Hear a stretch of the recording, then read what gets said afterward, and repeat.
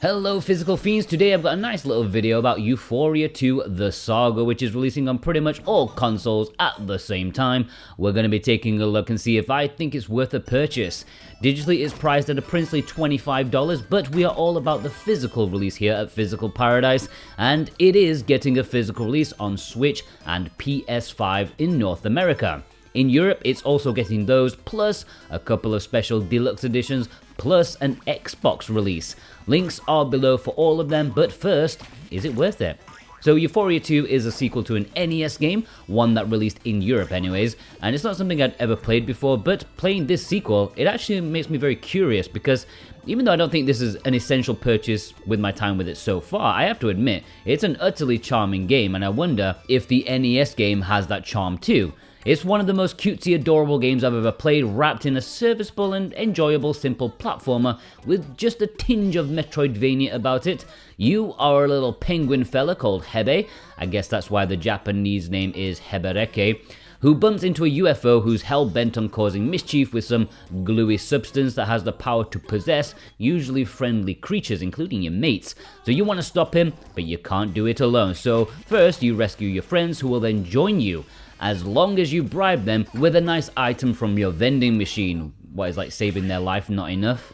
There is a bit of a blockage though, since for these special items for them, you can't just use the coins that you've picked up, you also have to use these collectible batteries, which are presented in the form of like a stamp system, as though you're trying to get one free cup of coffee after spending 15 years going into your local cafe every day. But the thing is, even just platforming normally probably won't be enough to collect all the batteries you need at a time. With your standard abilities, it's likely you'll need to purchase these special power-ups like a spring, which will start to appear in some stages, or a minecart.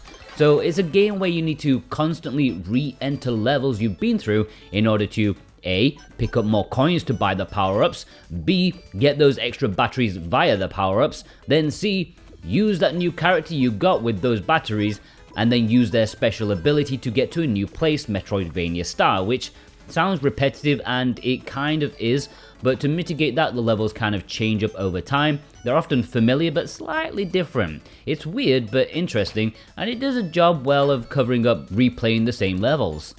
The game is a decent amount of fun. The controls feel okay. You can attack by first getting out a ball of wolfing, then using the same button to throw it, which will stun enemies. You then need to do the classic Mario butt stomp to defeat them. But I'm not convinced about the hit detection for this. I don't know why, it just feels a bit off at times. Like, I swear I should have hit it, but no, I didn't. And so I often took more damage than I think I deserved. It seems like a small issue though, because the game, it is really promising. The dialogue is funny, each character has a good personality that's not cringe-worthy, the visuals are adorable, and it seems like a well thought out game. My only worry is the length, because it feels like I'm blasting through levels, bosses, and new power-ups at a rate of knots, so I am worried I'm going to abruptly hit the credits, but I hope that's not the case. Would I buy it? Yeah, I think I would, but the length could be an issue. If you want to purchase it physically, check the links below. It's getting a physical release in North America, which you can get from Video Games Plus. If you pre-order with the links below, you get a nice little bonus keychain. North America is getting Switch and PS5 standard releases, but VGP are also carrying some European copies of the Xbox version, which is a nice option. In Europe, you can get it from Red Art Games. Pretty sure the standard editions will be at retail. Switch, PS5, and Xbox, but the first two of those get some deluxe editions, which are exclusive to that website, and it's the same price as the standard edition, but comes with an adorable exclusive cover sheet, a manual, and soundtrack CD. If you click the links below, you can get 10% off with the code SWATCH10, and you can support me at the same time. Thanks a lot, and if you do get Ufouria 2, yeah, tell me what you think about it.